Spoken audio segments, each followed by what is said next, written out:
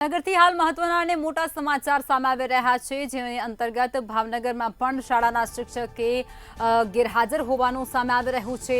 ભાવનગરથી પણ આ સમાચાર, જેમાં મહુવાના કોટિયા પ્રાથમિક શાળાની એક ઘટના પ્રકાશમાં આવી છે, જ્યાં શિક્ષક ગેરહાજર હોવાનું જાણવા મળી રહ્યું છે। 1 વર્ષથી શિક્ષિકા ગેરહાજર રહે છે તે પ્રકારની વિગતો હવે ભાવનગરથી પણ જાણવા મળી રહી છે। 6 શિક્ષકોના સ્ટાફ સામે 5 શિક્ષકો જ ત્યાં નિયમિત હાજરી આપે છે અને બાળકોને ભણાવવા જાય છે। ગીતાબા નામના શિક્ષક નિમણૂક બાદ પણ ત્યાંથી ગાયબ છે, સતત ગેરહાજર રહે છે।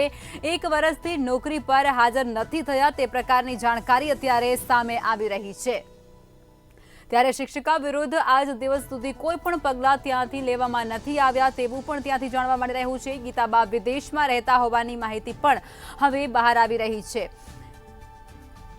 ગુજરાતની અંદર જે પ્રમાણે અત્યારે શિક્ષકો છે તે વિદેશમાં હોય છે અને ત્યારબાદ જે શાળાની અંદર તેમનું નામ બોલાતું હોય છે અને ત્યાંથી તેઓને પગાર ચૂકવવામાં આવતું હોય છે તે પ્રકારની ઘટનાઓ અવારનવાર સામે આવી રહી છે। તેની અંદર વધુ એક વધારો થયો છે અને ભાવનગરમાં પણ એક શાળાના શિક્ષક છે તે ઘણા વર્ષોથી એટલે કે વર્ષોથી ગેરહાજર છે અને ત્યારબાદ તેઓને સરકારી પગાર ચૂકવવામાં આવે છે। મહુવાના કોટિયા પ્રાથમિક શાળાની આ સમગ્ર ઘટના અત્યારે પ્રકાશમાં આવી રહી છે। 1 વર્ષથી શિક્ષિકા ગેરહાજર રહે છે, સતત ગેરહાજર હોવા છતાં અને તે બધા વચ્ચે હવે તે શિક્ષિકા વિદેશ હોવાની પણ જાણકારી અત્યારે પ્રાથમિક તપાસમાં સામે આવી રહી છે। ગીતાબા તેમનું નામ છે। ગીતાબા નામના શિક્ષક નિમણૂક બાદ ગાયબ હોય તે પ્રકારની સ્થિતિ જોવા મળી રહી છે અને સતત ગેરહાજર રહે છે।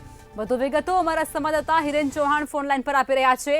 હિરેન, હવે ભાવનગરની જે કોટિયા છે ત્યાંની પણ પ્રાથમિક શાળામાંથી આ જાણકારી મળી રહી છે કે ત્યાંના શિક્ષક પણ વિદેશમાં જલસા કરે છે અને પગાર અહીંથી આપવામાં આવે છે, શું છે જાણકારી? જી ચોક્કસ જણાવું તો જે શિક્ષણ વિભાગની ભાવનગરમાં પણ એક આવી ઘટના સામે આવી છે। મહુવા તાલુકાનું કોટિયા ગામ છે, ત્યાં કોટિયા ગામની અંદર શિક્ષિકા છે તે છેલ્લા 1 વર્ષ પહેલા હાજર થયા હતા, ત્યારબાદ 1.5 વર્ષથી કહી શકાય કે તે વિદેશની અંદર રહે છે અને અહીંયા આગળ શિક્ષક તરીકે તેનું નામ બોલે છે। ગીતાબા નામના જે શિક્ષક છે તેની નિમણૂક થઈ હતી, પરંતુ 1.5 વર્ષથી તે સ્કૂલની અંદર હાજરી થતી હતી।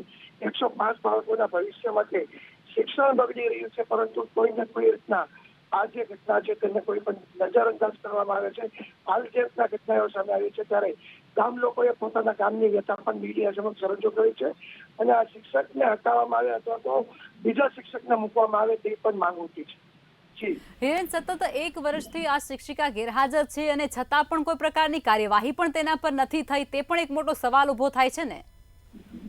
જી ચોક્કસ, જે રીતના કહેવાય કે સરકારી જે કામકાજ હોય છે તેની અંદર અનેક સવાલ દાવા સામે આવે છે, ત્યારે આ જે શિક્ષિકા છે તે 1 વર્ષ પહેલા તેમની ભરતી થઈ હતી, તેમાં હાજર પણ થયા હતા, પરંતુ હાજર થયા બાદ તે 1 વર્ષથી આવતા નથી, તો કોઈ ઉચ્ચ અધિકારી દ્વારા પણ તપાસ કરવામાં નથી આવી અને જે રીતના શિક્ષિકા છે તે ભાવનગર નહીં પરંતુ વિદેશની અંદર પોતે રહે છે અને પોતાની ફરજ છે તે ભાવનગરની અંદર જે રીતના નિભાવતા હોય તેવું તે કરવામાં આવી રહ્યું છે। પરંતુ જે અધિકારીઓની જે બેદરકારી છે, જે કહી શકાય કે સરકાર જે સંકલનની વાતો કરે છે, મીટિંગની વાતો કરે છે, તે માત્ર કહેવાની વાતો છે તે સાબિત થઈ રહ્યું છે। કારણ કે 1 વર્ષથી જે શિક્ષક નથી તેની વિરુદ્ધમાં કોઈ કહી શકાય કે પગલાં લેવામાં નથી આવતા, હવે જોવાનું એ રહ્યું કે આ શિક્ષક નથી તેની વિરુદ્ધમાં કહી શકાય કે જે અધિકારીઓની જવાબદારી છે તે અધિકારીઓ વિરુદ્ધમાં પગલાં લેવામાં આવશે કે નહીં